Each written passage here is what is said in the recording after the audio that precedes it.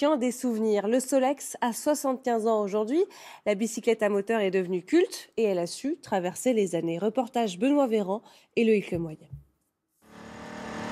Ce petit bruit d'insecte qui bourdonne depuis 75 ans, c'est le Solex. Il a quitté nos routes depuis longtemps, mais certains passionnés, comme Grégoire, en font un art de vivre.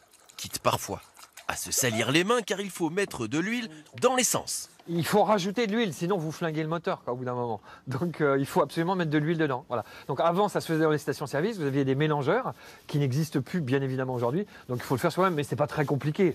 Bien au chaud dans son atelier-salon, sa bicyclette qui roule toute seule, comme disait la réclame, attend les bons soins de son propriétaire. Pour Grégoire, le Solex, c'est l'histoire d'une vie. Moi, c'est ma Madeleine de Trousse, puisque c'est le premier véhicule automobile thermique que j'ai conduit quand j'avais 13 ans à Paris. Aujourd'hui, je l'utilise quasiment quotidiennement pour aller au bureau avec. Je fais un trajet d'un peu plus de 5 km. Il n'y a pas un feu rouge où je ne me fais pas arrêter par quelqu'un qui me dit « super, la classe, génial ». Attention, tout cela se mérite. Car avec même pas un cheval de puissance, le vélo moteur s'échine à porter son pilote.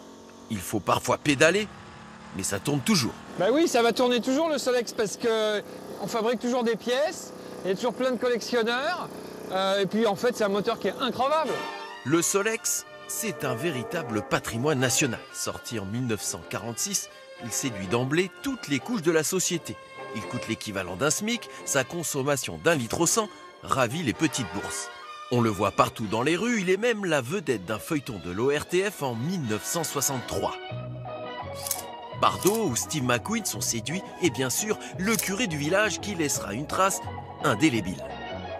Moi c'est un truc de vieux, c'est des papilles avec des bérets basques dans les années 50. Après 7 millions d'unités fabriquées, il ne survivra pas aux années 80. Peut-être reviendra-t-il à la mode avec ce nouveau modèle électrique.